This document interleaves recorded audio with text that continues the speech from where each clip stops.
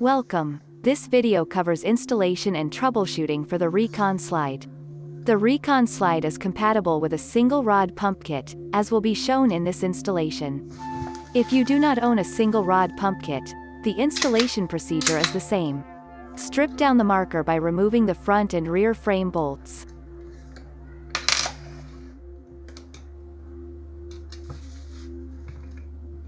Remove and discard the lower frame. Using pliers, twist the threaded pump rod out of its seat in the bolt. Swap the threaded pump rod to our new slide.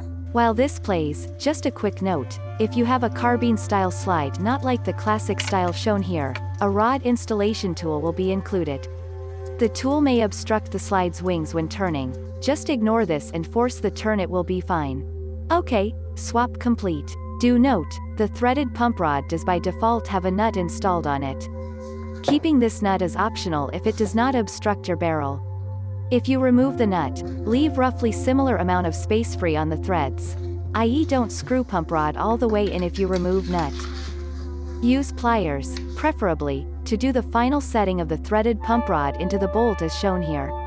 It is recommended to do this with the barrel installed, as this will lock the placement.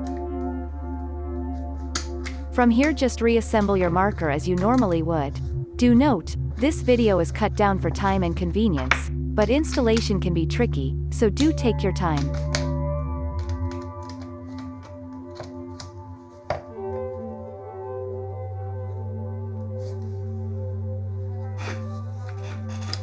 Great, all done the installation.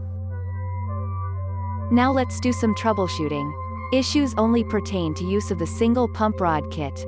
If you do not use a single pump rod kit, then you can close out the video. If you use a single pump rod kit and your slide is 2021 or newer, then these issues should be ironed out, but you may still have to do these procedures.